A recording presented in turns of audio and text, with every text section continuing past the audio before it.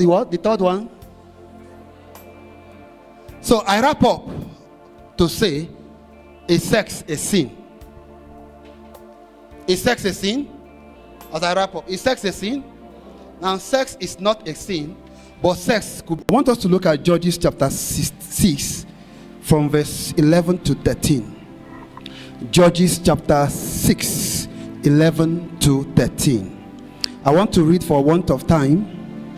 Now the angel of the Lord came and sat under the terebinth tree, which was in Ophrah, which belongs to Joash and Abizrite, while his son Gideon threshed wheat in the winepress, in order to hide it from the Midianite. And the angel of the Lord appeared to him and said to him, the Lord is with you, mighty man of valor. So we are looking at a youth, a young man, very energetic, all right, who was hiding away from the Midianite. He was threshing in a threshing floor because he was afraid of the Midianite. Now it becomes obvious that this young man never knew the portfolio that he had until he encountered that angel. And that also brings me to the point where I look at our youth today, that we have all kinds of capacity, intellectual, in any ramification. Our youth are excelling. We are also in that moment in history where there have never been a time people pray the way they pray now. This is a time where you hear about 100 hours prayer, 20 hours prayer. So we are embedded with capacity. When you talk about technological advancement, when you see what people do with social media and AI, you will understand that we have a gifted youth. So we have such a youth that if the angel of the Lord that visited Samson will appear now, that same angel will address us in no less measure. Mighty man of valor. But that's not why we read this text. The reason why we read this text is in the next verse. And Gideon said to him, O Lord, if the Lord is with us, why then have all these happened to us? If truly the Lord is with us, why is it that all these have happened to us? And where are all his miracles which our fathers told us about, saying, did the Lord not bring us up from Egypt? But now the Lord has forsaken us and delivered us to the hand of the Midianites. The angel asked a very important question that gave me a burden. And he said, if truly the Lord is with us, where are the miracles? I know so many of us sitting here, you may have heard about saints and God's general, mighty men in all ramifications, men that perform all kinds of miracles. I heard about a saint who they were building a pinnacle, and the beam was to connect to the other beam, but they have about 20 feet of the beam missing. So they needed to find a way to connect it, and there was nothing. He just held it and continued walking. As he's walking, the thing was growing until he connected it. So you could hear about all kinds of exploits that God have done in the past. The question is, if God is still with us like he was with them, why are all these things happening to us? Why is it that we are not seeing the same miracle, the same manifestation in our own time? Why is it that our youth are gifted knowledge-wise in any capacity you want it? We have people that are well endowed. Why is it that we are not seeing the same results? Now, in one of my researches, I discovered that one of the major things that distinguish these men of old is their consecration. And if there is anything that Satan have discovered, that looking at every one of us, for instance, seated here, that if we are to go in this our might, we will do wonders. And so Satan have devised a means to ensure that we don't operate in our optimum capacity. And one of those ways, intelligence he has devised, is to weaken us by sexual immorality. Now we are looking at sexual immorality not just as something that someone commits today and that's all. We are looking at addiction. Now before I even go further, I will just give you few statistics. Now, the global statistical record for pornography alone, these are like pornography in the internet, not the one in the videos, in the movies and all of that, not even the one you see around. This one are just the one that you have in the internet. Now, in 2020 alone, over 42 billion persons visited and made contact with porn hubs. Sorry. Sorry. That the pornographic site was visited in 2024. So in 2020, more than 42 billion times. Sorry. 2020 alone. This is when the statistics were carried out. That in 2020 alone. Now, the global statistics reveal that we have about 8 billion persons. Now, among these 8 billion persons, I want you to consider the fraction. Now, if we have about 8 billion persons, and in 1 year, pornographic site was visited 42 billion times. Now, that will give you an insight into what we are looking at, into the issue that we are discussing. Statistics have also shown that in 2020 also, within that period, pornography gave United States of America annual income $100 million. I want you to convert that to Nigerian naira. Hello? Can you attempt to convert $100 million to the current day naira? Then you will understand the gravity of what we are talking about. And statistics reveal that among African sub-Saharan region, Nigeria is the most porn visiting nation in the world. Hello? We're not talking about pornography. Now, among these, statistics have also shown, even in the church, that for every 10 youth pastors and ministers, 6 persons are addicted to pornography. Now, these are proven records. You could go to Google and get some of all of these. I just wanted to look at the statistical background for you to understand the gravity of the issue at hand. Now, time will not permit us to labor you more within the confines of the statistics. So I want us to really get down to the purpose why we are here. Are we together? Are we together? Now, someone will ask, what exactly is sexual addiction? We are here to talk about sexual addiction. Don't worry, in less than 1 hour, I'm done. We are here to talk about sexual addiction. Now, when we talk about addiction itself, addiction has 2 broad categories.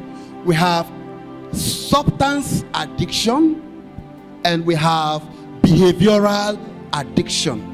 Substance addiction and behavioral addiction. Now, within these 2 categories, sexual addiction is classified under the behavioral addiction. That means that there are other types of behaviors that could lead to addiction or are prone to addiction. But the area we want to look at that bothers us, why we gather here to rescue a generation, is in the aspect of sexual addiction. Now, when we talk about sexual addiction, what readily comes to your mind? If I want to ask that question, what readily comes to your mind? Okay, sexual addiction has to do with one who explores his or her body in a compulsive or excessive way. If that is the angle you are coming from, you are correct. Now, when we talk about sexual addiction, it is primarily defined as a total compromise. I want you to take down that because these are keywords. It's a total compromise of an individual's ability to control his or her sexual appetite. It's a total compromise of an individual's ability to control his or her sexual appetite or urges for sexual exhibition of whatever type. That when you see someone who has been totally compromised in terms of his conscious will, his willpower to resist is being compromised. So he is into this thing, even though he is not happy with what he's doing, even though he disdains the very act of masturbating, the very act of watching pornography, he is trapped. He or she is trapped and is unable to stop it. Is that not a problem? Hello, is that not looking like a problem? When you are dealing with something that is capable of destroying not just your spiritual life, destroying physical and jeopardizing your health, yet you are unable to help yourself, that is really a total state of abeyance. Now, when we talk about sexual addiction, it's important you take note of what I'm about to say now. I want to just give you a brief dynamics on the concept. Then we are here to learn how to overcome it. All right? So, but we just have to have some kind of background around this, so that we understand the intricacies of what we are dealing with. Now, sexual addiction is predominantly powered by three major forces.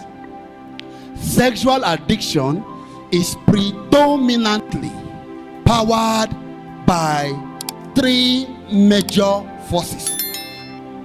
Now, one of these forces is the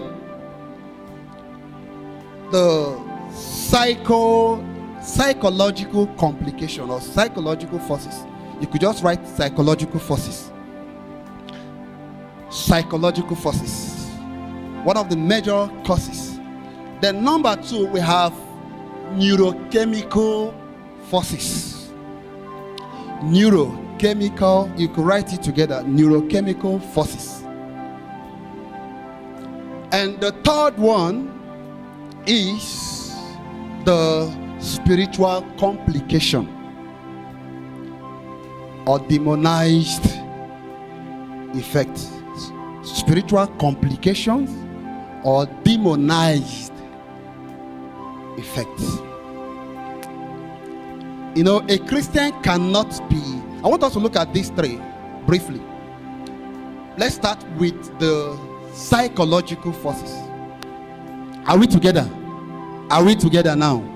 Now, when we talk about the psychological forces, we are looking at the various experiences that an individual have had over the years that contributed or predisposed he or she into that cycle of sexual addiction.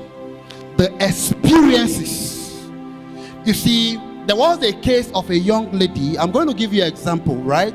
As much as we can. These are not a far-fetched kind of issue. Is issue we are living with. A particular young lady, when she was 8 years old. Pay attention. We are looking at the psychological forces that lead to the formation of sexual addiction.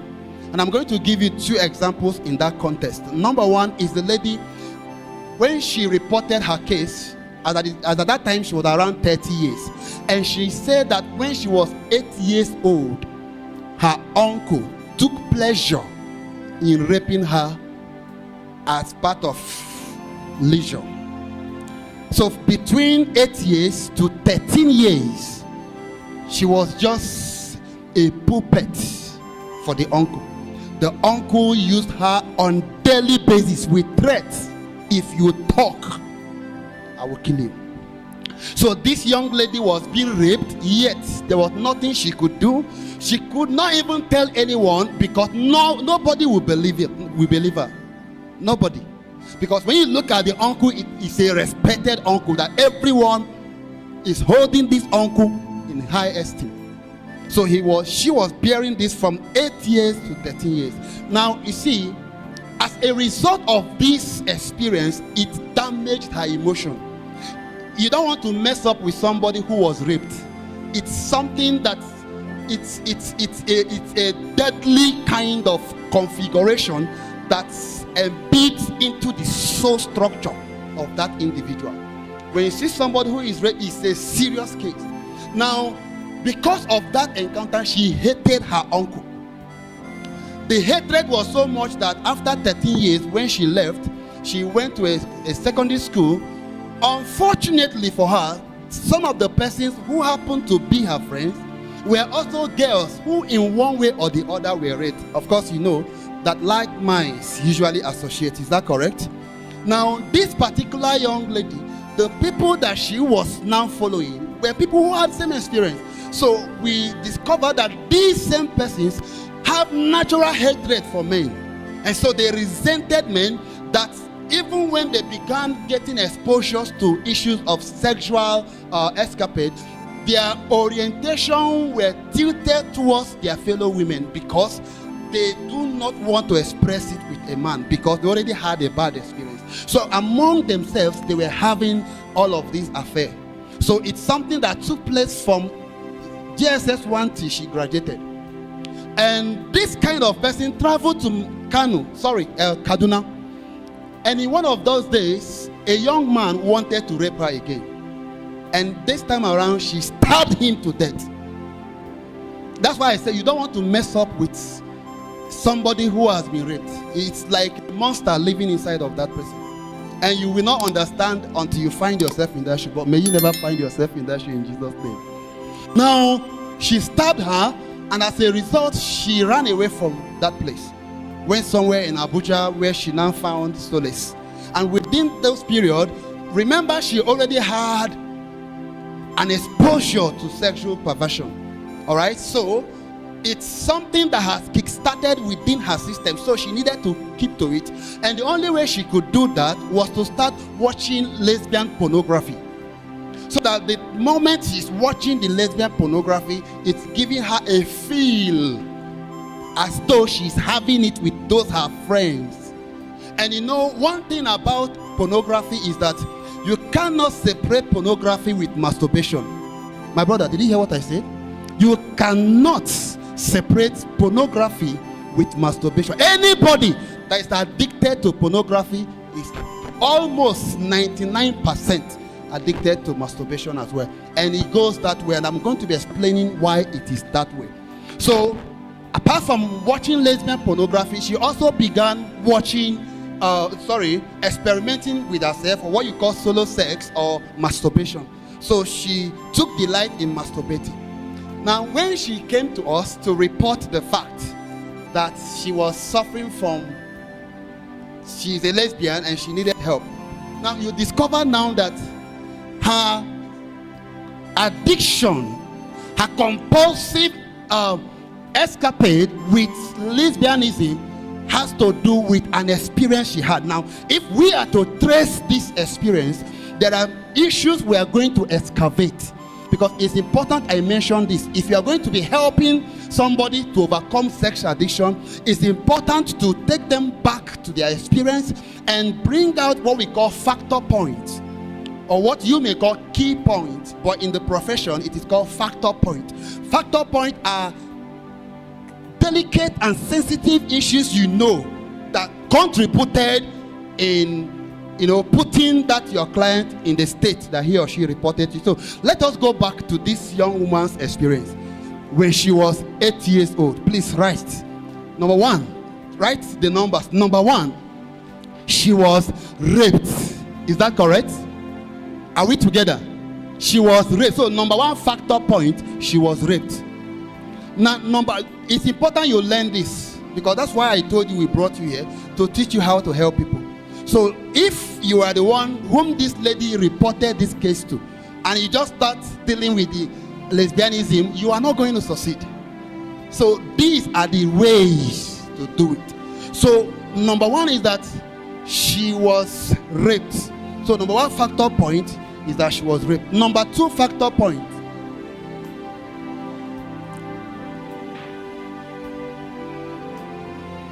okay, so the projector is actually there to guide us, right? The whole thing is there. So as I flow, I will make reference to projector. Are we together? Are we together? I'm more inclined to giving you this knowledge, right? So the whole projector is not to stereotype me within a strict jacket. So just flow with me.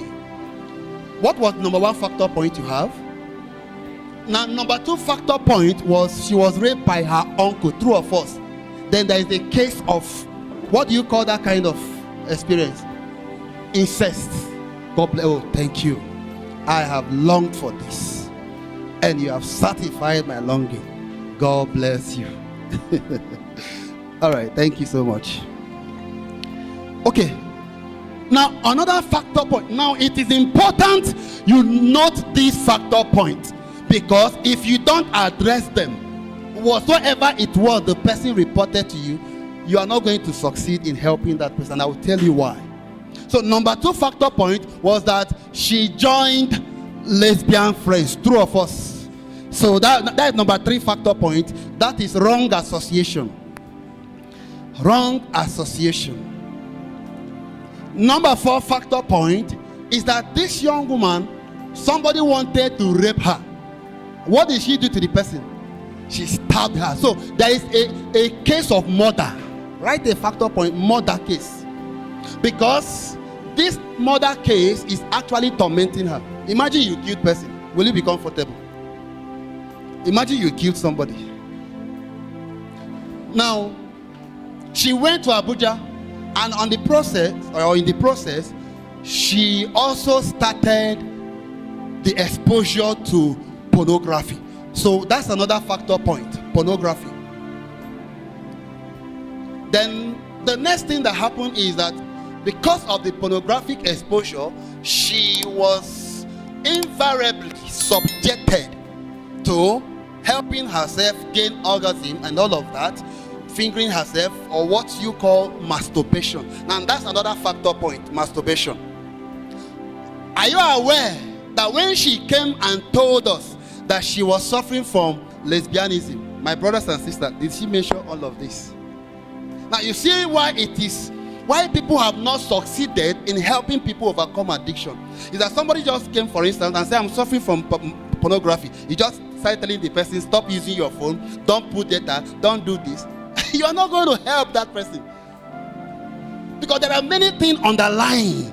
There are psychological issues that must be traced to the entry point. We call it entry point.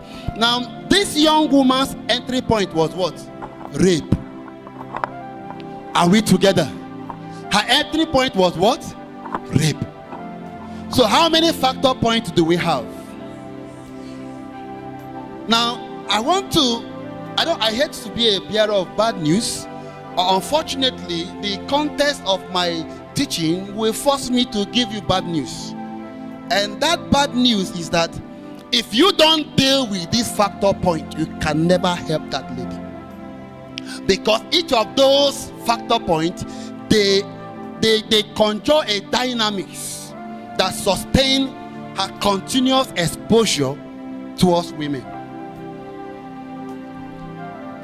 The second, we are looking at the psychological aspect. The second one was, how many of us remember this school mother, school father? How many of, did you have that experience? School mother, school father, good.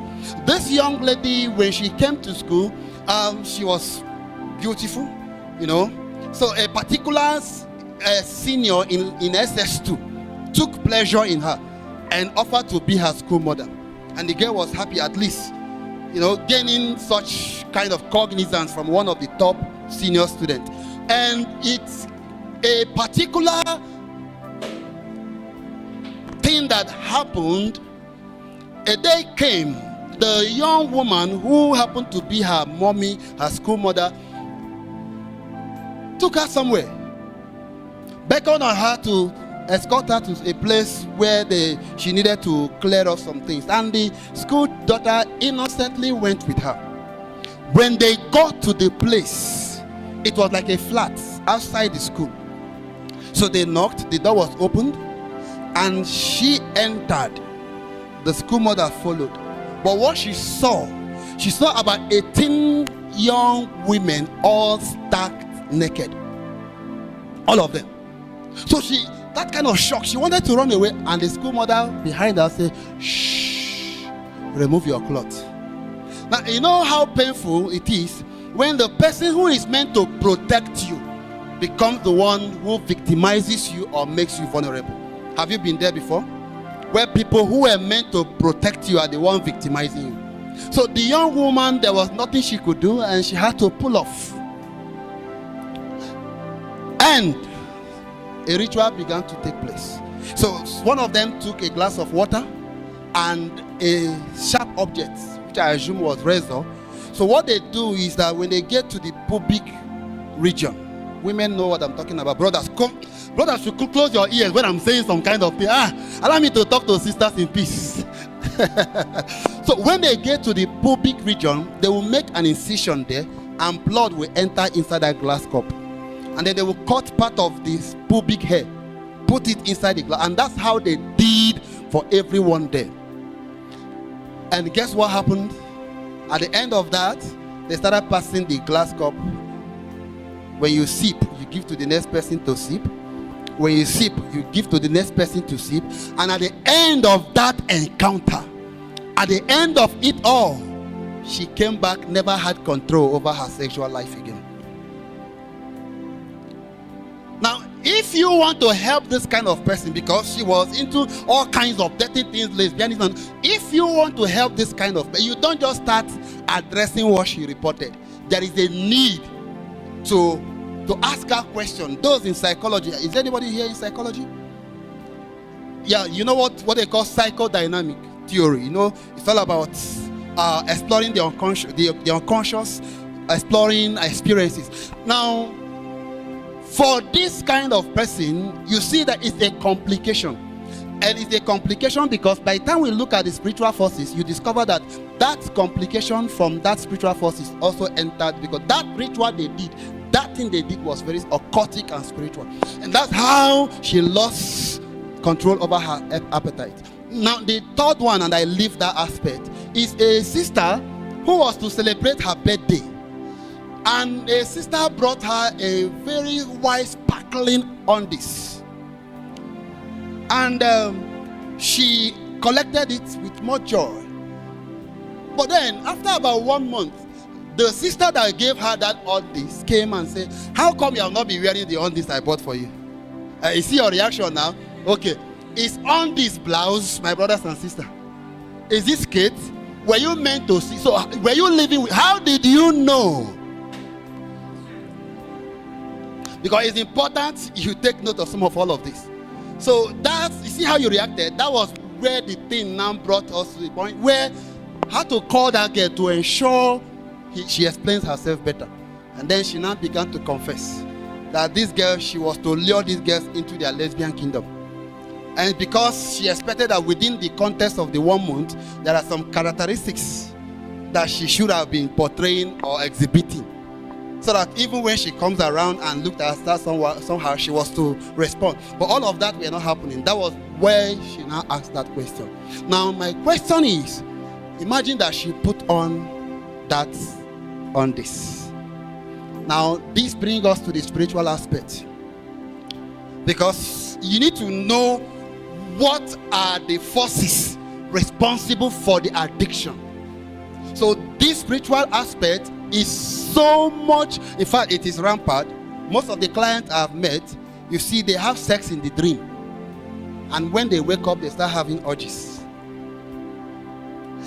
Some is wet dream. Now, wet dream is not entirely wrong. It's part of our biological means of recycling the semen that our body did not use. So it is not in any way a negative thing. However, there are contexts where the spiritual husband and spiritual wives are involved in this, that people come under certain influences. It could be as a result of maybe you entered an atmosphere, you are standing with someone, the energy, the spiritual energy around that person can get you aroused. And we have all kinds of examples within the aspect of the spiritual forces, which I wouldn't want to keep us long by exploring all of that. But know it, that primarily sexual immorality is powered by unclean spirit. True of us. At least by default, we know that it has something to do with spiritual or demonic context. Now, as a Christian, you cannot be possessed. Have you heard someone saying that he is possessed? That's not the right theological word to use, because when one is joined with Christ, all things have passed away. You have become one with Christ. So one person owns you now, Christ. The Bible says you are no longer your own. You have been bought with a price. So you are owned by Christ. So you cannot be possessed again. You're already possessed. But you can be demonized. People are demonized into all kinds of addiction, all kinds of sexual exposures and all of that. It's important you take, because in the time of looking at the solution, you also need to take note of these things. Then the aspect also I want to talk about is the neurological context. The neurological context where you have, I would like you to project that, neurochemical dynamics of sexual addiction. Neurochemical dynamics of sexual addiction. Please, if you are with me, say amen. So we want to look at the third aspect. And this is the organ patapata of them all, where the bulk of the work lies. And it's important you know this. And there are so many hormones, pleasure hormones. When we talk about neurochemical dynamics, we are looking at the brain configurations and how it contributes in the formation of addiction. Please, I beg you in the name of God to pay rapt attention. What you are about to learn here, even when you speak, I read sociology, right? I graduated from sociology, did my master's in sociology here in UNN. And the research of all these things you are seeing started while I was the student coordinator. And the journey since 2010, 2011, 2012 to where we are now. So the point I want to make now is that if you understand the neurochemical aspect, when you speak before people who are even in the medical, most times when I go for conferences, I see doctors, they are seated. And when I began to speak and ask questions within the context, you see, some of them, it's like, it's not new to them, but you cannot relate the fact that a sociologist, not even a science student, is doing this. Why am I saying this? It doesn't matter the course you have studied. Pay attention to learn this aspect. It may not be your field. You may be studying Igbo linguistic. It's not a limitation to this. Because immediately I mentioned neurochemical config, I saw how some faces twitched. Please, I will simplify it as much as I can. Now, the neurochemical forces, we have all kinds of pleasure hormones. Yeah, we have pleasure hormones. Another word for these pleasure hormones, in the neuroscience context, they are called neurotransmitters. You can write neurotransmitters or opioids. Opioids, those that in social science, Karl Marx them, opium of the masses. So, opioid. These are and we have some of these hormones. We have so many of them. But I'm just going to mention few. All right? Just to mention few. Because we have two juxtaposing conflicting brother and sister in that arrangement, the GABA and glutamate. So we'll not go into that one. But let us look at neurotransmitters as pertains to this issue. Now, one of those hormones is called dopamine. Some call it dopamine. Dopamine or dopamine, whichever one you want to dopa. Just are we together now? Now, dopamine is a pleasure hormone. Now, pay attention. It's a pleasure hormone. It causes people to be high. This intense feeling, this aesthetic feeling, the feeling of joy, happiness, when this hormone is released or secreted in the body. Now, the problem here is that this hormone, it was God that put it in your body. It was God. But nature has a way of regulating it. That's why when you feel happy, this hormone is secreted. When you need pleasure, this hormone is secreted. However, the brain structure has a configuration that attaches it to whatsoever secretes that hormone. I'm going to explain that. If it was pornography that secreted this hormone, the brain has an element in it that connects with that pornography. And the problem here is that if it is pornography that secreted this hormone, the problem is that it secretes it in a larger quantity, so much so that our body does not have the carrying capacity to contain. And so there's going to be a breakdown. At the end of it, there's something called neural pathway. Neural pathway is a system in your brain that helps you to learn. You see, in fact, all of you that entered here today, your brain have created so many neural pathways. Your brain is blessed with millions of neurons, and when these neurons come together, they form a path. So we call it pathway. So for instance, when you watch pornography, neurons come together to form a path, and through this path, it begins to regulate it. Are we following? Are we following? Let me explain two things that happens with this. I'm trying to, as much as I can, to break this down. There's what we call pleasure circuit. Please repeat after me. Pleasure circuit. The pleasure circuit in the brain is located somewhere below the cerebral cortex, and it has three major elements.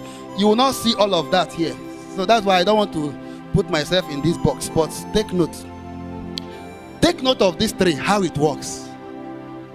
Igbo adage has it that if you don't know where rain started, can you complete it for me? You will not know where it stops. So it's important you know this.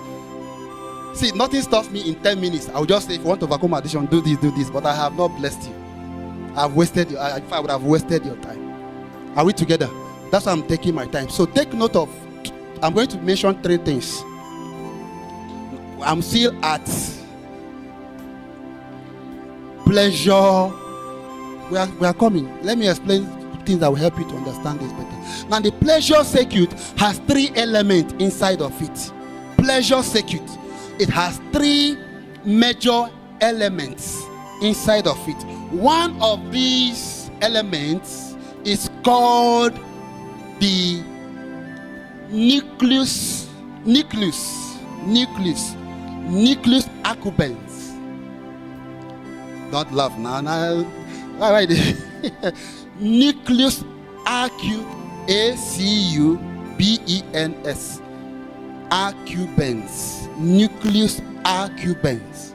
Now, this nucleus accumbens is number one thing you will find there. Number two thing you also find there is called hippocampus. Just divide hippopotamus and divide campus, join together. Hippocampus. Hippocampus. Number three thing you will find there is called amygdala. Amygdala. M-A-M-Y-G. Amygdala. Amygdala. Now, look up. These three things is one of the major reasons why it has become impossible to overcome sexual addiction. They have other role they play in the medical context, but research has shown how they contribute in addiction. This is it. When somebody watch, okay, assume that this is pornography, right? When I watched pornography, one thing that happened is my brain created a neural pathway. As I continue watching pornography, that neural pathway in my brain begins to move from a simple form to a complex form. It's in that complex form that addiction is formed. That's number one. You see, these are the things why it is difficult.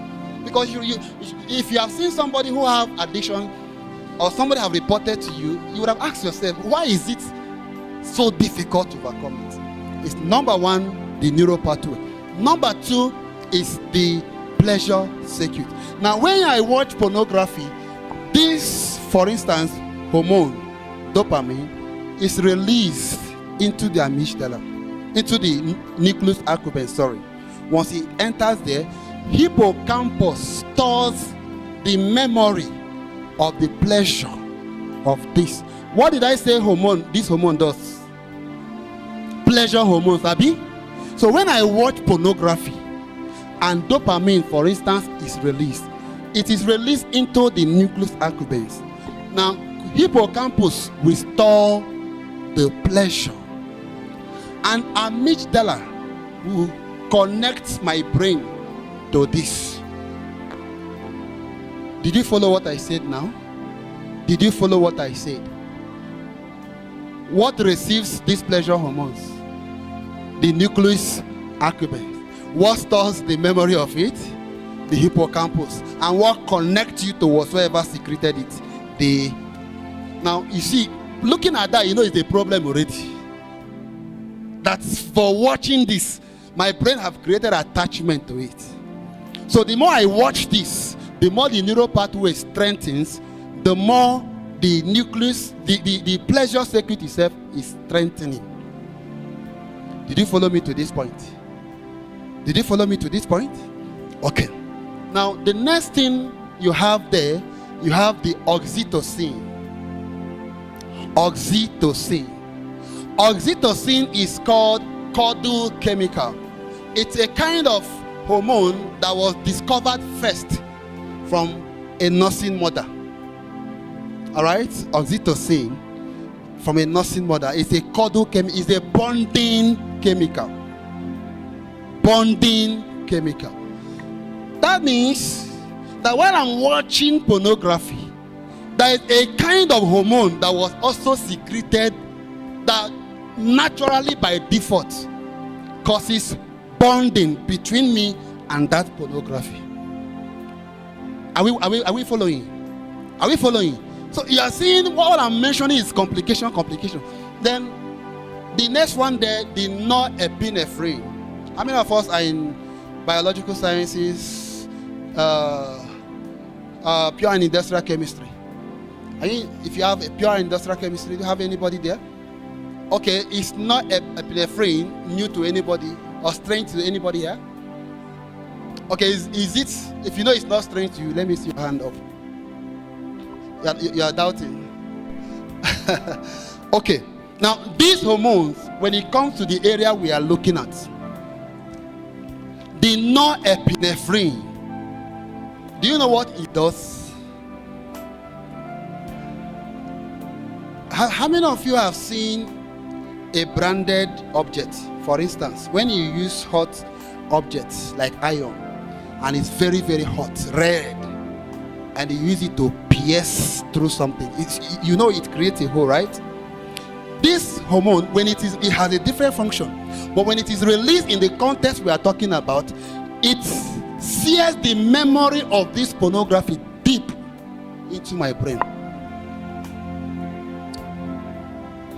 My brothers and sisters, we can continue like this to tell you many chemicals. For instance, there's another one called serotonin. If we will continue, we will see all of these chemicals and the effect. It is when you see somebody who is now addicted, that person is in a helpless state, because even though he or she wants to stop it, he wants to stop masturbating, he wants to stop watching pornography, the reason why it is impossible or seemingly impossible is that a lot of configurations have taken place, which could be psychological like we have seen, which could be demonic, which could as well be neurochemical. Are we together? Are we together? So let's move to the next one. The next one on slide. Please project the next slide where you see the man standing. Hello. Now let me say something quickly. There is water gushing out from here. Are we together? Okay, so this is a man, had a rope tied to the neck. Even though he has white beard, that means he's an elder. Take note of that. Do you know why you see? Did you know the symbol of this? Is that addiction does not respect age. It's not a problem of the youth alone. In fact, it is more in marriage. If time permits us, we'll talk about that. So this thing is tied here, and it's tied to a tiny growing up that is still springing up, a tree. And he is the one nurturing it, and he's standing on a stake or a stool. Did you get the picture? This is a perfect description of what addiction is. Number one, it does not respect age. Number two, this thing, he is nurturing something that will grow one day and kill him. Do you know how it will kill him? When the tree have grown so much that his leg can no longer be on that seat, what do you think will happen? Your guess is as good as mine. And you see, you are nurturing it. This is the danger of pornography. This is the danger of masturbation. This is the danger of cyber sex. This is the danger of internet sex. This is the danger of gay. This is the danger of lesbianism. This is the danger of bestialism. I hope you know what bestialism means. When you're having sex with animal or inordinate. Okay. This is it. Everybody you see suffering from addiction is on his way to death.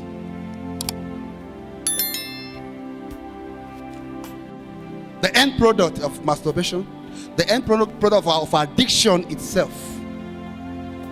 Death, when I say death, it's not only when you are covered in the grave. There are different types of death. Praise the Lord. Now, can you help me to move to the next slide? Move to the next slide. I want to wrap up in the next 30 minutes. Please pay attention. We are doing our best to explain these dynamics before we teach you how to overcome this addiction. But understand this. You know, there was a funny story of a young woman who was not always around whenever the mother is cooking. And coincidentally, whenever she's coming back, she always, you know, when you are done, well, I stay with my grandmother to an extent. So if you have stayed with grandmothers in the village, you see, when they put salt and Maggi, they used to do like this. You know what I did? They'll remove the particle before back into the pot. So whenever she comes back, it's at the point she's meeting her mother doing that thing. It's a story, but the moral lesson. So that's what she learned. So a time came in her life that she got married. And it was an elaborate wedding. Oh my. It was one that the town had to echo in such an amazing exuberance. Because talk about exquisiteness, talk about quintessence. It's something to go home and talk about, such that even the angels could look upon and wish they could marry. That was the kind of wedding. And you would think that such wedding will continue happily ever after. Well, my brothers and sisters, after the night meeting now, you know, brothers and sisters, I'm telling these young men, zip, zip, zip, zip. On your wedding night, tell that sister, I waited for this day. If he says it's weak, he said not today. So wait on. So after that night of hot encounter, you know what I mean now, in the other room. So brother will eat now. With the man of God not chop. So it was time to go and cook. The young lady entered the kitchen and was so confused. The guy had money now, so everything was there. He saw Maggi, he saw everything. So he quickly put the water, not even knowing the measure in the pot. Added salt, added everything. Before I added everything once, like sacrifice, and started doing hand like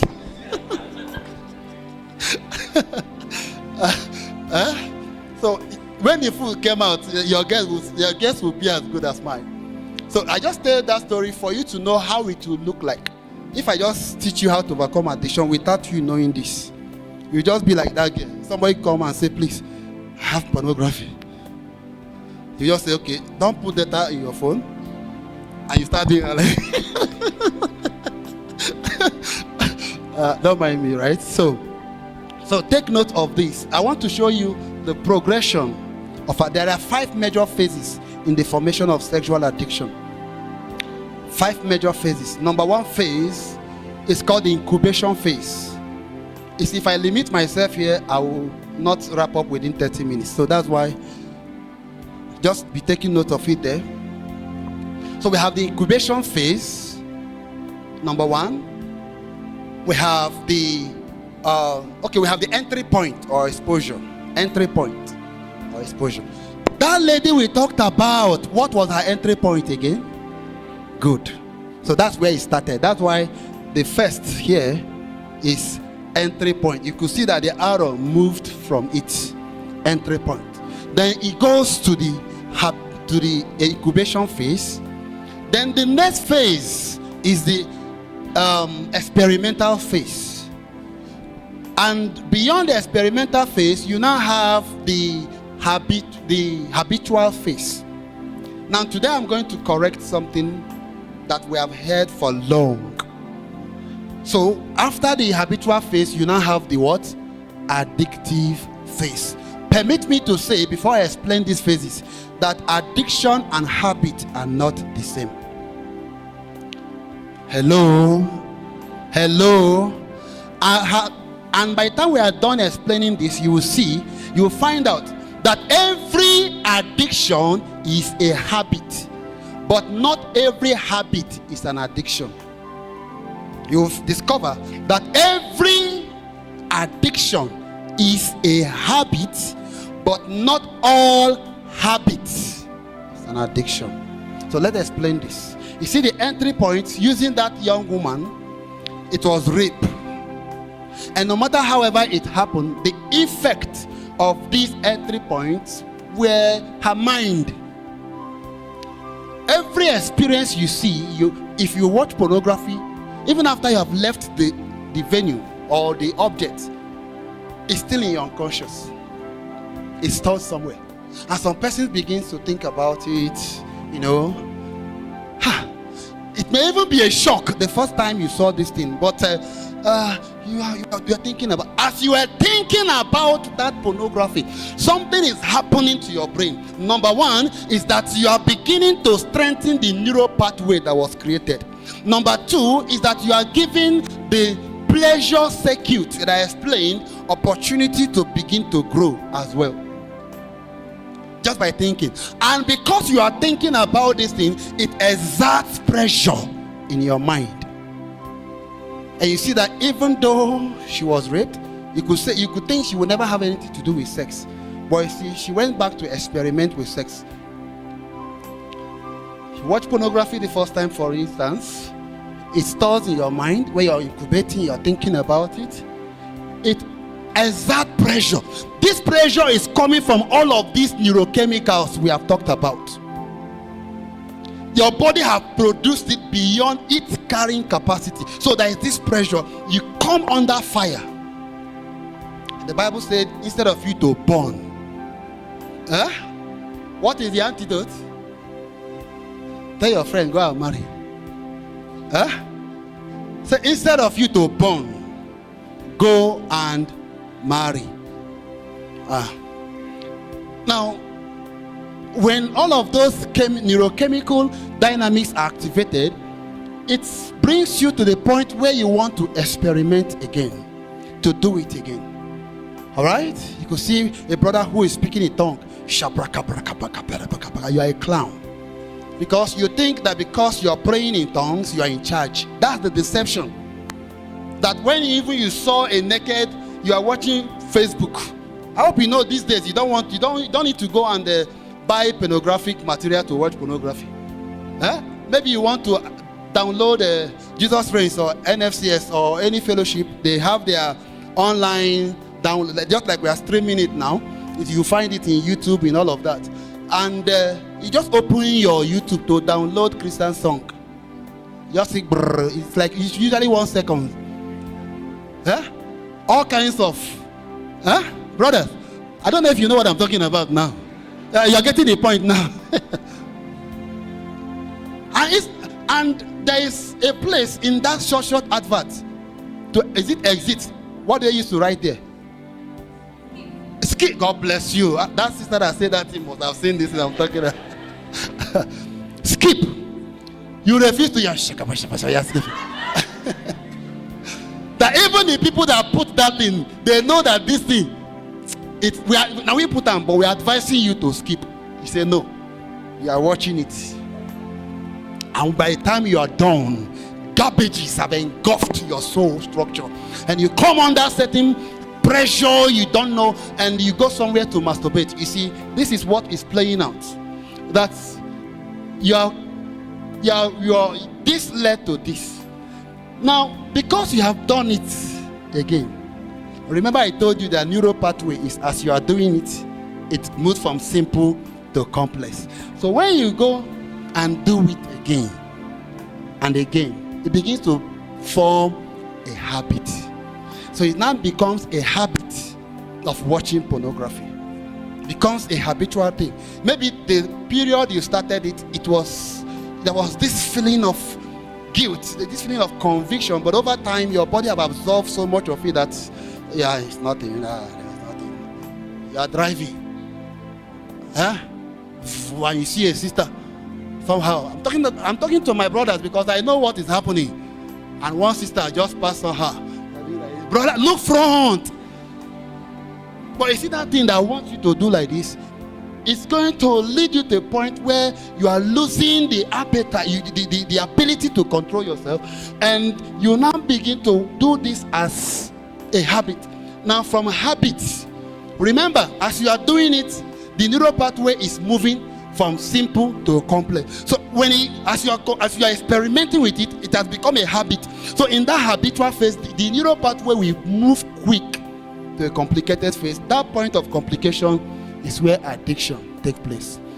Now, the reason why I told you that every addiction is a habit, but not all habit is addiction, is because for us to get to this place, shall we pass this place?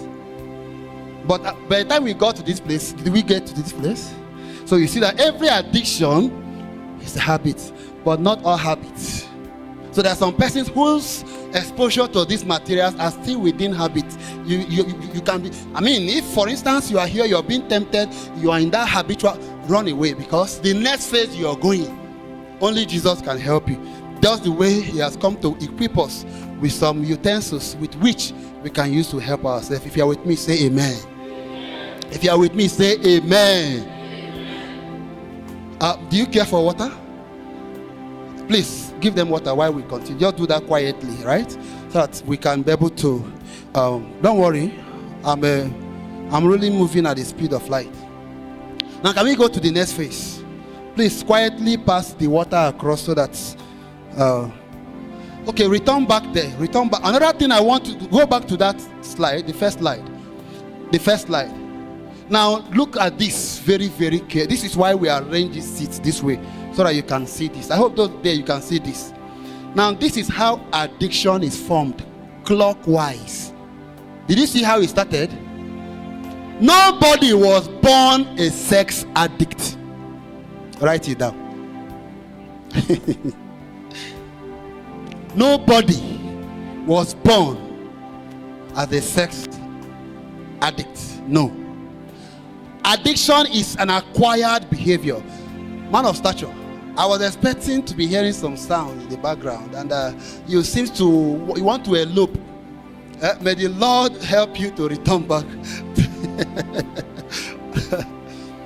Now, are we together? What did I say last?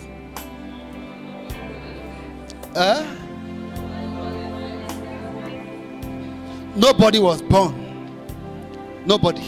However, pay attention. Because we were created with certain biological, physiological configuration, we all have the potential to be addicted if given the same exposure that makes for addiction. Does it make sense? This my brother here, my Oga, he is not a sex addict. God forbid. But imagine that even though he's not one, but he starts venturing into the process that leads to addiction. With addiction, say, this brother that sings like this, that worship God like this, let me not affect it. With the addition, say that it doesn't respect even elders with white beard. Like you saw there, it does not respect it at all.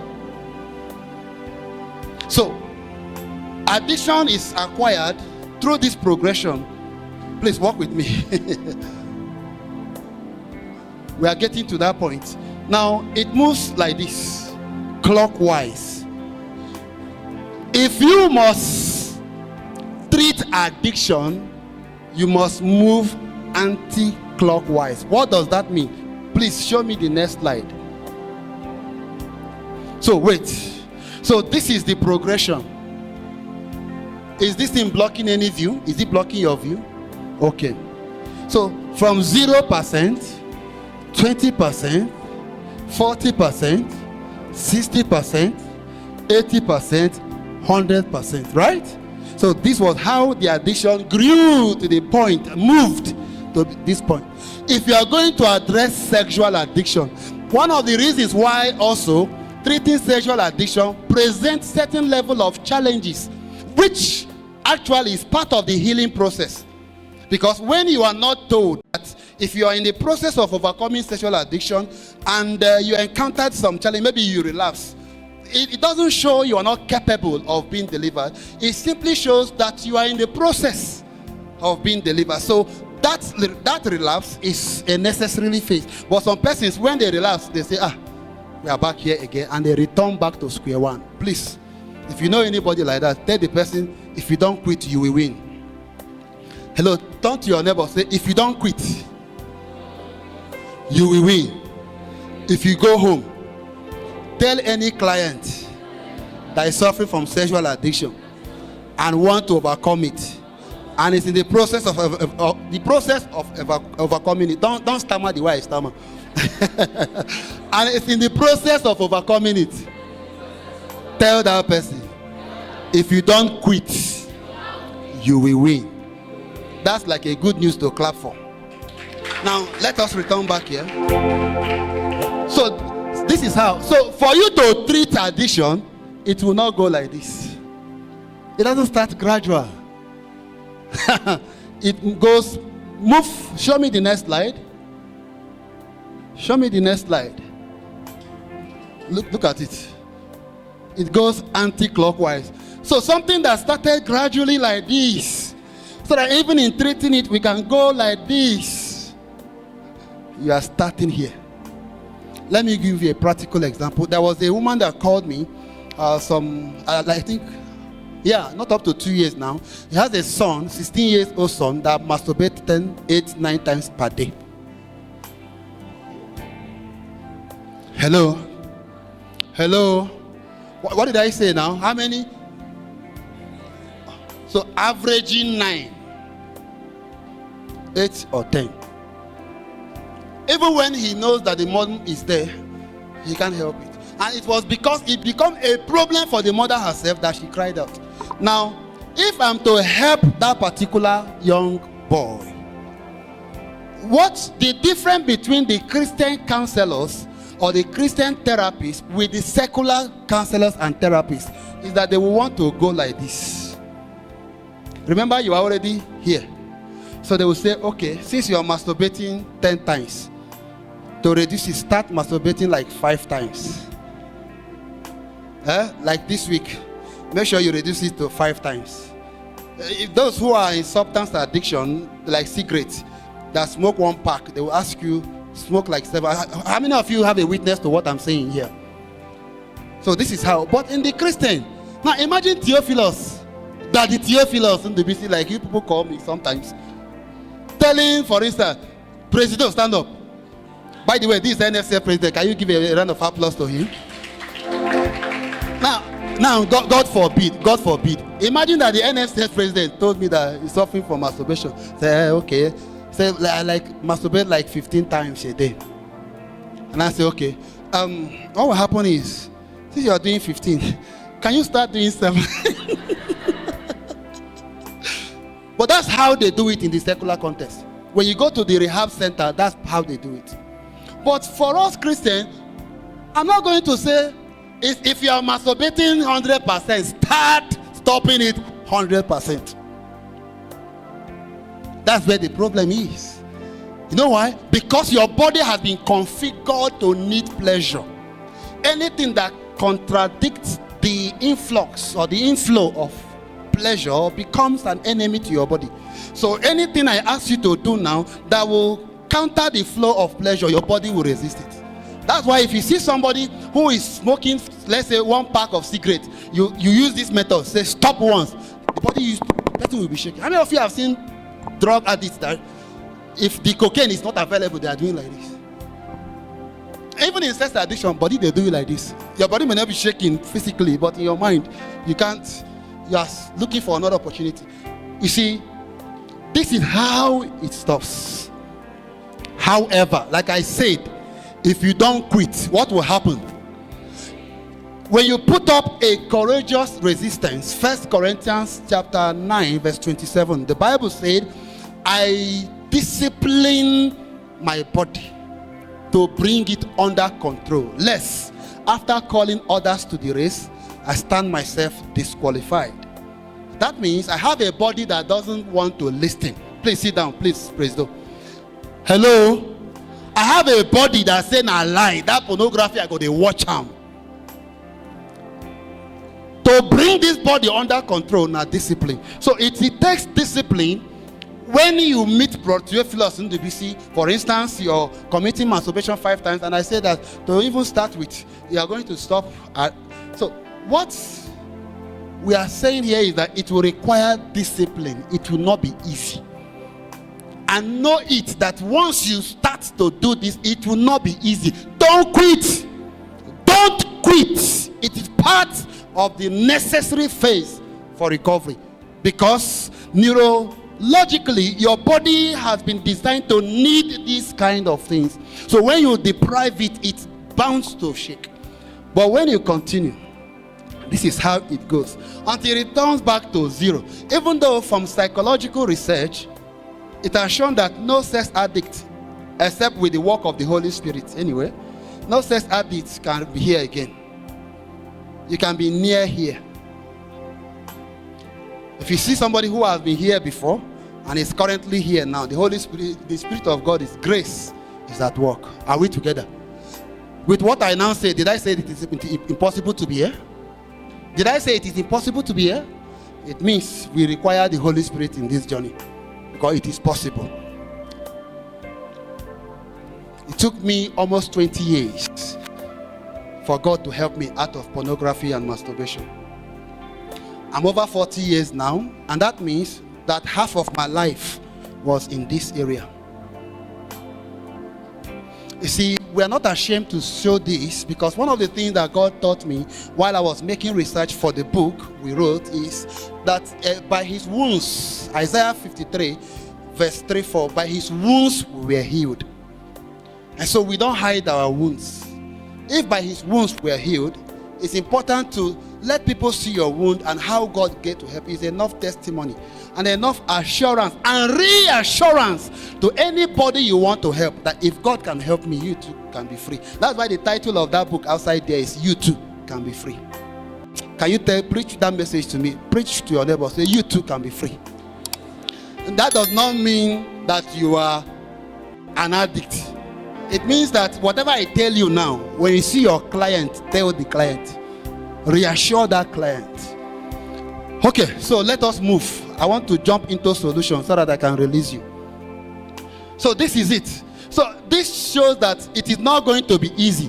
Whatever I am going to be telling you now as a measure, as a therapeutic profiling measure to overcome sexual addiction. By the way, the most purest form of lingo to use when you are addressing a sex addict is not to call, for instance, that he's a sex addict. Imagine you came to me and bro Bernard now said, that it's your how far? You can make a fellowship in the evening. You say, well, I don't think I will come to fellowship. This sex addict way there here.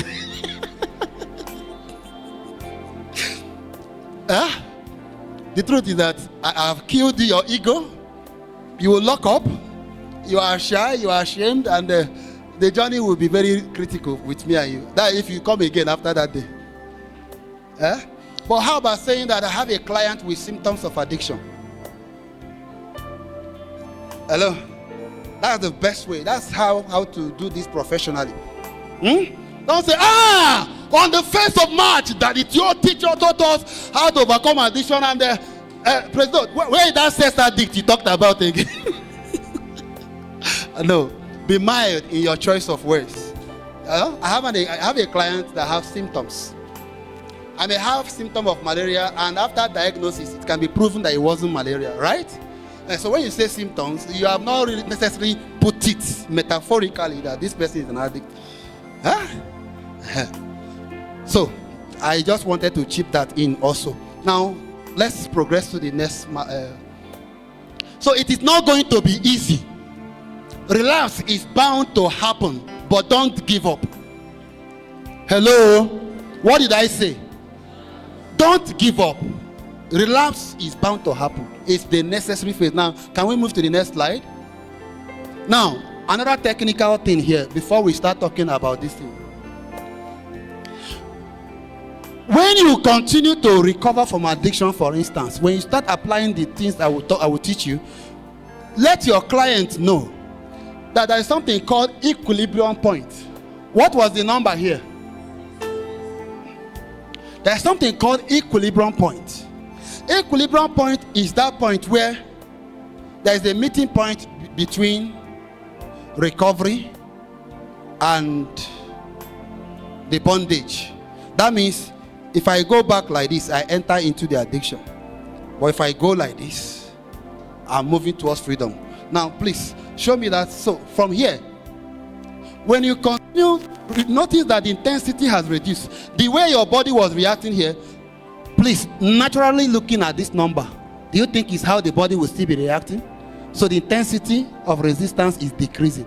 So as you move, you get to a point of equilibrium, which actually here should be 50. We say 50-50. This place is called harsh zone. This area is called harsh zone. This place is called soft zone. Harsh zone, soft zone. If you are here, you are still under addiction. But if you are here, even though the addiction may be there, you are free. In other words, you are potentially free. Now, most persons, when they continue, they have gotten to this point, so the effect has reduced. They become careless again.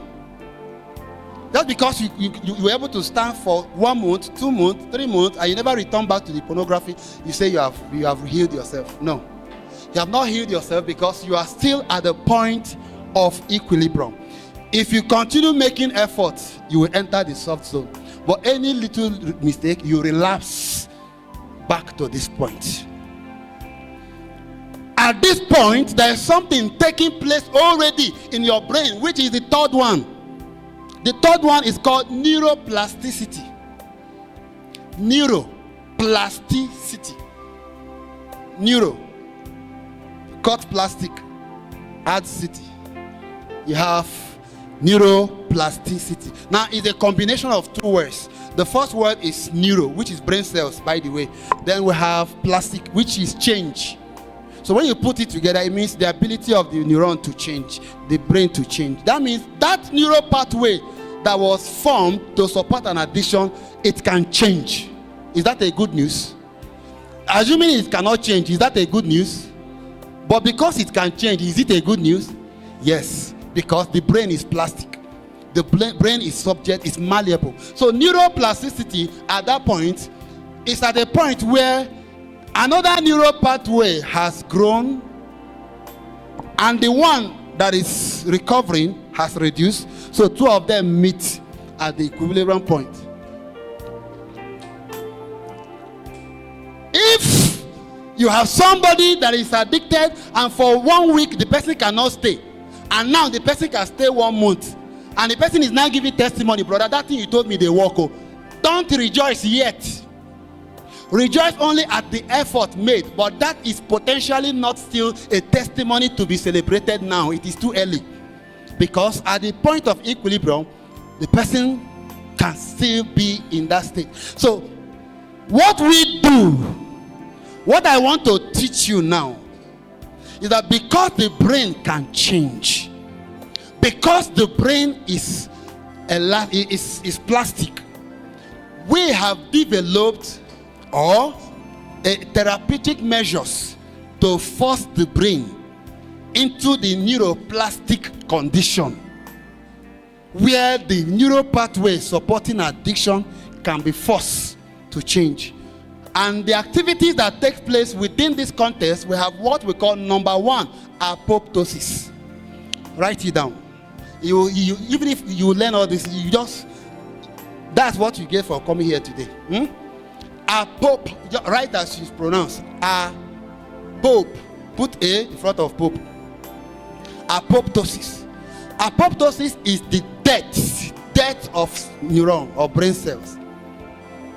So you see, it's a good news because it means in that formation of neural pathway, under certain conditions, those cells can die. They can disintegrate. The second thing you need to note there is neurogenesis. Just Genesis in the Bible, at neuro at the back.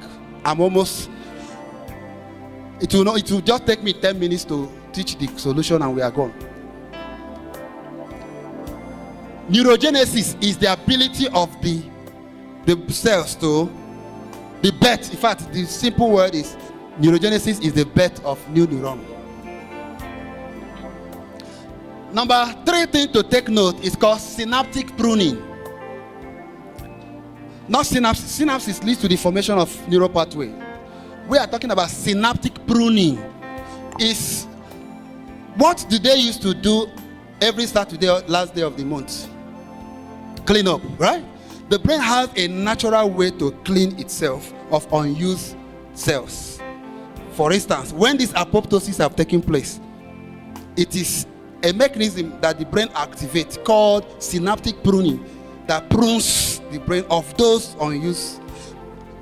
Have you seen in the Bible where it says to prune the tree, that anything that does not bear fruit, the gardener will prune it. But if at the end of 1 year now again it does not bear fruit, what will happen?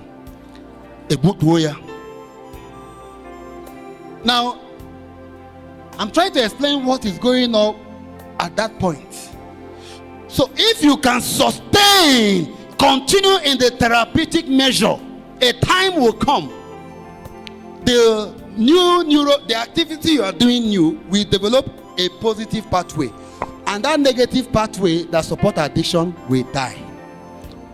It will first of all disintegrate. And over time, clean up. Brain will do clean up.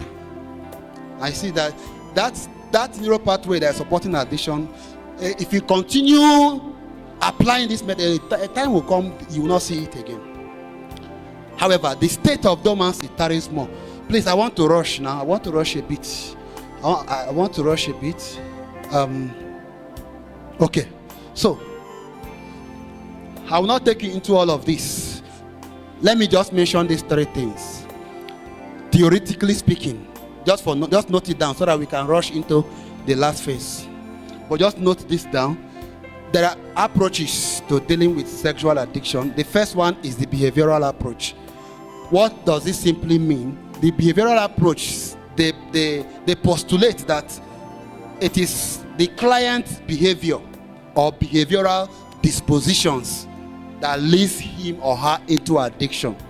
And if we must help him or her to overcome addiction, we should help the client to change their behavior. Are we together? Are we together? And what many of you have been doing all this while is this behavioral. That's why you have not, probably may not have succeeded in helping a sex addict. Have you seen people who are using megaphone to preach in guest hostel in the morning? Clap for those people. However, if you are the type that preaches against sexual immorality, please, the note you make here today, don't throw it away. Because when you go to that hostel and you say, stop sexual immorality, everyone fornicating will go to hell. Now, you will come back happy that you have preached, but you have killed somebody. You know why? The person who is in addiction knows this thing you are saying. He knows that he will go to hell. You have only come to remind him or her that they will go to hell. Because they know this thing, but they can't help themselves. So you have come to remind them their state. So you have done more damage. But how about after telling them that they will go to hell, you now teach them how to overcome it? My brothers and sisters, which one is better? Teaching them how to. So that's why the point I'm going to measure, I would like you to take it seriously so that we can dismiss. So we see that there is a shortfall here. This one is cognitive behavioral therapy. All right, it's an approach that says that what causes people to behave in a way is their mindset, the way they process things. So if you want to help them to overcome addiction, first of all, change the way they think. It will change the way they behave, and the addiction will break. But that too has a lot of implication. Who can tell me the implication? I will give you my book. That book is 10,000 naira. So if I give you that book, I gave you 10,000 naira. Please get me a copy. I said, who can tell me the reason why the cognitive, who believe that it's how a person thinks that inform their behavior, and that's why they are, somebody is addicted because of their mindset. And yes.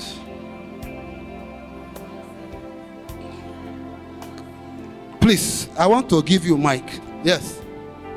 Okay. An attempt is you are trying to change their mindset that you are not seeing, thereby making it impossible for you to know whether the person have actually changed their mindset. That's a good attempt, but that doesn't. Yes. Okay. Okay. An attempt also is what we see. Our mindset doesn't form from birth. It's what we experience around. The word is experience. Can you give him that book, please? Give her the book. Before we dismiss, when we dismiss, I will sign on it. Okay. I will sign on it. Now, experience. Is that not what we started? Experience. So, the mindset. Thank you. I love the way she said it. It was not from a vacuum. You were not born with it. Sociology teaches that at birth, your mind is tabula rasa. It's the society that wrote on it. So, the psychodynamic theory, the people in this category, they believe that every mindset is a product of experience. In other words, you need to help explore this experience, which, by the way, is a baggage in their unconscious. Now, when you explore this, you will understand why they even think the way or reason the way they reason. No be man make man wicked. How many of us have heard that word? Man makes man. So, the particular approach is the cardinal approach. So you have to explore three things in helping a sex addict. Number one, because you move like this, three things you must explore. Write it down.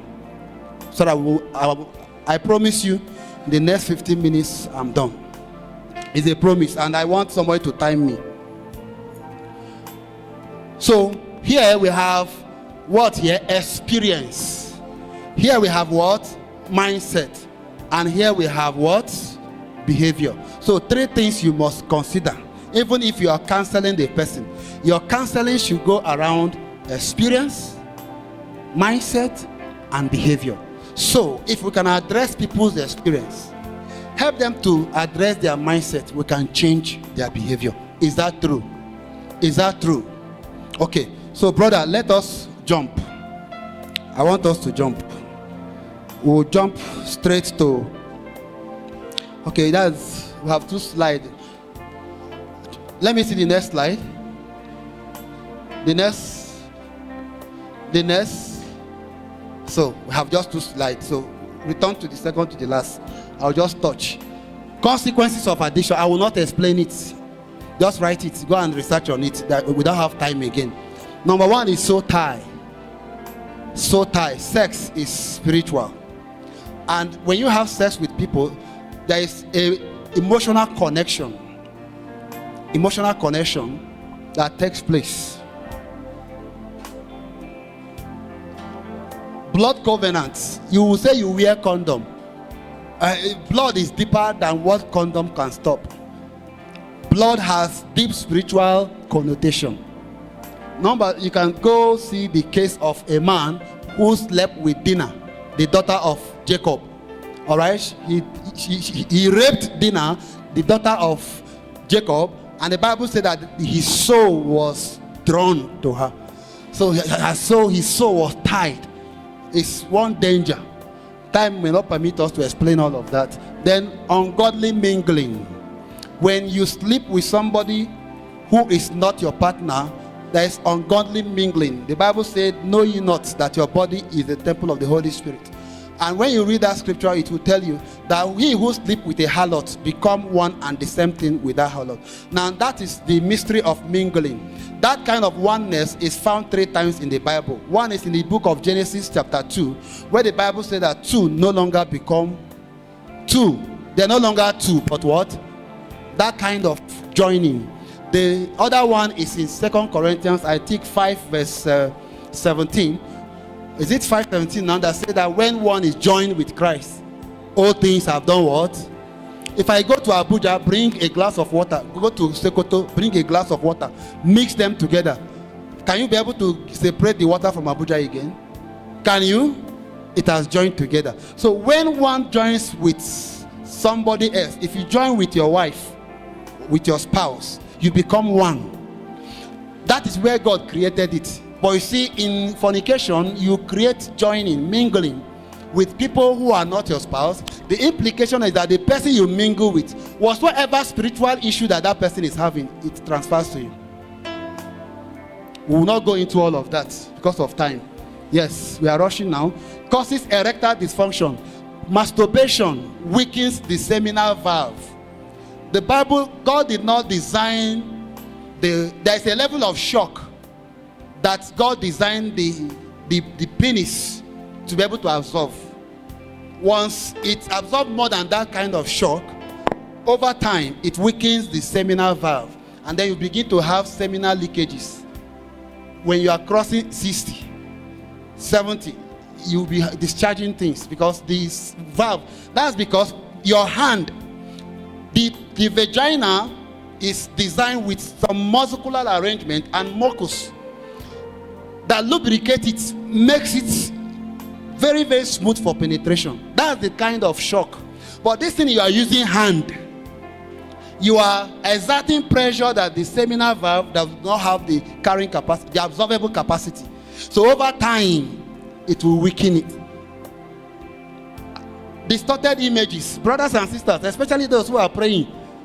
When you watch pornography, pornography does not keep you to one image. Now that is the danger of pornography. It does not keep you to one image.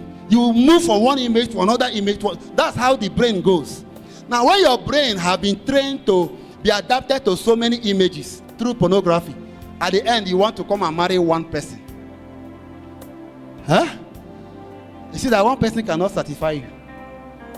Because your brain, it takes the Holy Spirit to make that happen. One person is not enough again. That's why in marriage, sexual addiction is more on the increase. Many of you that say, probably you have people around you, please call them and hold their ear like this. If you have anybody who is suffering from sexual addiction and is telling you, I want to go and marry so that I will have freedom, tell that person that addiction, marriage does not cure addiction, it only amplifies it. Oh yeah. If you run into marriage to go there solve addiction, you are trapped. Time will not permit us to do all of that. We will do that next time. Yes? Conjugal imbalance. This is the results of pornography. Your partner will not satisfy you. The last, guilt and spiritual instability. After you promise, you go to chapel. You cry. Even after the confession, you cry. I will not do it again. You even prostrated. Because it's addiction, you go back and you do it again. Guilt. It's as if every other person around you is a saint while you are the devil. That kind of thing, it affects your spiritual growth. I'm rushing now. Develop abusive tendencies. And weird. Because of pornography, there is something called sadomasochism, whereby they can even tie somebody's leg, be flogging the person to have sex with the person. There are people who derive joy in doing that. I have a movie also on that. Now you go and marry your wife and you're tying sister leg. Because your brain has been trained to enjoy sex by tying, and sister is wondering why you're tying me up. Share our marriage, we call them. Finally, please move to the next point. The last. Finally, please, gay. The most dangerous thing, if you have anybody suffering from gay is what you call homosexual, but that's not the right word for it. Homosexual is an umbrella word for gay and lesbianism. Gay. People who do gay, they have sex in the anus. And they argue that they have rights to do that. They say they have the natural right, but nature is even against them. In the woman vagina, we have two muscular layers. External layer and internal layer. The external layer, when it is lubricated through foul play between husband and wife, it releases some natural lubricant that aids penetration. And that internal one also, God designed the internal muscle in the woman vagina to bring out. Yeah, we are really struggling. Okay. Okay. We are struggling with time here already. Let me complete what I'm saying. I will mention this. Please get your phone. Get your phone. Get your phone. Get your phone now. Go to Google Play. You'll see Solupa. It's an app we designed that helps in all of this. Please get it. Solupa. That internal muscle helps when you are giving birth so that something can come out. But in the anus, there is no external muscle that aids penetration. It's only internal muscle for bringing out the other thing. So you see, anybody going through the anus is going against nature. So there is no argument, natural argument for any person suffering from gay. Let's move to the next. Overcoming this. I will mention them, and we'll have a group where, with your permission, we are going to create that group where these teachings continue. See, I'm rushing. It will take 1 month to treat this thing, but we just try to squeeze it within 1 hour. So we are going to, that's why we collected your detail. We are going to create a WhatsApp group where we continue this teaching. So I will mention these things. We'll continue them there. Number 1 is vocal intervention method. Your brain is designed to process one thing at a time. Quickly, can you do this for 1 minute? 1 minute. 1 minute. Stand up, sister. Stand there. Brother, this 1 minute, stand up. Now, I want you to be counting 1, 2, 3 in your heart. Be counting 1, 2, 3 from 1 to 20. Now, this sister is going to ask you, what is your name? Once she asks you what is your name, make sure you're still counting in your mind, but open your mouth to respond to what. Tell her your full name. Are you ready now? Now, count 1 to 20 in your mind. Don't stop. Ask him. Now, when you were doing that, were you still counting? No, it is impossible. Sit down. This is a quick experiment. The reason is that it's because of the contradiction. Your brain cannot process two opposing things at the same time. It is impossible.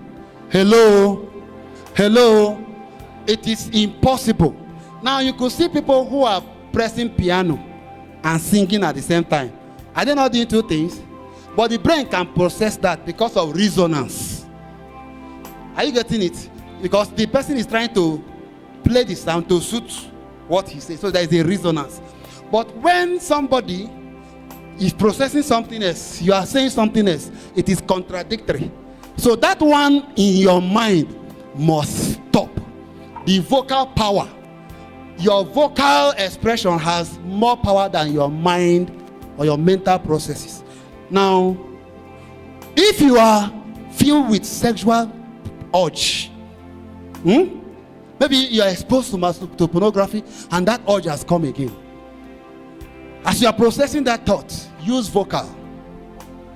Now, sometimes I advise people around me, I give them some Bible quotation, or start singing.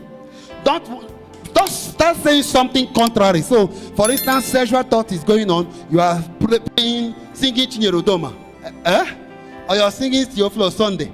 You are performing two contradicting things. The brain must stop processing that sexual thought to process what you are saying. Hello? Because of time, we'll experiment all of that in the group. Is that for me? Okay. Okay, solupal. S-O-S-O-L-U.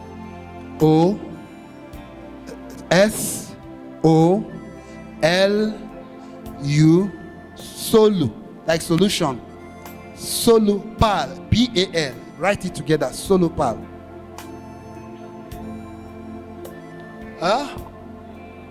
Yes.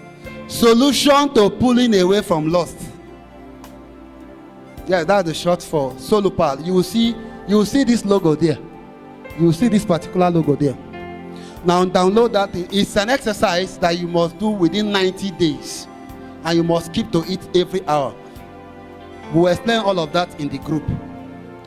So, vocal interference. Use vocal measure to interfere with sexual. And as you are doing that, hello. Don't ever try to stand sexual urge. You will not win. Joseph ran. So the reason why you are doing this is to run away from whatsoever it was that is projecting that thought in you. Don't stay there and be singing Chirodoma. It will not work. So anyone you are doing, you are running. Make sure you leave. If it's an environment, if it's an individual, if it is a movie, if it is a song, run away while you are doing that. It will interrupt it. Number 2, which is not here, is still under this, is hyperventilation intervention method. Hyperventilation intervention. When your body is filled with sexual urge, you can crack the body. Hello? Hello? Please look up. Look up. You see, I'm mentioning that we'll go detail in group, but take the major one. I want you to be breathing fast. Please, everybody here, be breathing fast. Start breathing fast, everybody. There's no need doing big boy or big girl. We are here to learn, including me. As you are breathing fast, pay attention to how the air is going out and how it's going on. Make sure that's where you pay your attention. Continue like that. Now, you see, when sexual thought comes, the blood is flowing around your head. As you are doing that, you are exposed to anything sexual. The blood start rushing down. If you are a male, for instance, the blood start rushing down to your genital and you start having an erection. To interfere that progression, as you begin to hyperventilate, your physiological configuration shuts the procession of that blood and takes over. Hello? It destabilizes your body. It brings your body to, you know what they call it in phone? Factory setting. It brings you back to factory setting. It brings you back to default mode. When you begin to hyperventilate, pay attention to how the air is going, and your mind is totally paying attention to how it is going. And as you hyperventilate, it is interfering with blood progression, and it will just change your body system. You will bring it back to normal immediately. Now, whenever, don't go and watch pornography to experiment this. But in case it happens, try it. Just once sexual thought comes, start hyperventilating and pay attention to it. Entirely changes your body structures. Then I'm rushing. The next one is mutual detachment method. Just like the word said, staying away from the things that predisposes you. We'll explain that in the group. Overshadowing artillery method.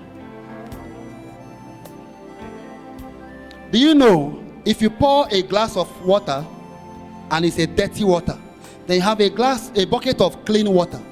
If you are pouring that glass of water inside the clean bucket of water, what will happen? What will happen? Now check the reverse.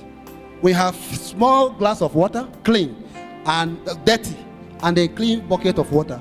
When you begin to pour into that, what happens? Please, what happens? Nobody? Do I have science students here? As you continue to pour, it will begin to overflow, and that dirty water turns eventually to become clean. It is part of the principle that helps to do that. That will give you details in the group. Yes, I want to conclude. Prompt interference method. When you look at people in somebody like Job, Job said, I made a covenant with my eyes not to look at. We see, if don't anything that arouses your sexual pleasure, don't look at it twice. That second one activates the brain. The first one does not, but the second one must necessarily activate your brain. And that this prompt interference method is a very vital measure as we are going to be learning from the group we are going to create. Then the final one, spiritual intervention. This is where you go for confession. As I wrap up, this is where you go for confession, you do deliverance. You see, deliverance is not enough to deal with addiction. Deliverance is just treating the spiritual aspect, what of the neurological aspect, and what becomes sinful when it becomes senseless. Sex is senseless when, as a young man, you are having sex with your fellow young man. That is sinful. Now, sex is senseless when, as a woman, you are having sex with another woman. That is sinful. Sex is senseless when, as a married man, you are having sex with another married woman. That is sinful. But sex is that blessing you enjoy in participation with God when you are having it between your husband and wife. And so, if you are not married here, can you raise up your hand? Okay. Please turn to the person next beside you. Say, zip up. Say, zip up. If you don't wait, start again. Zip up. If you don't wait, you will waste. God bless you.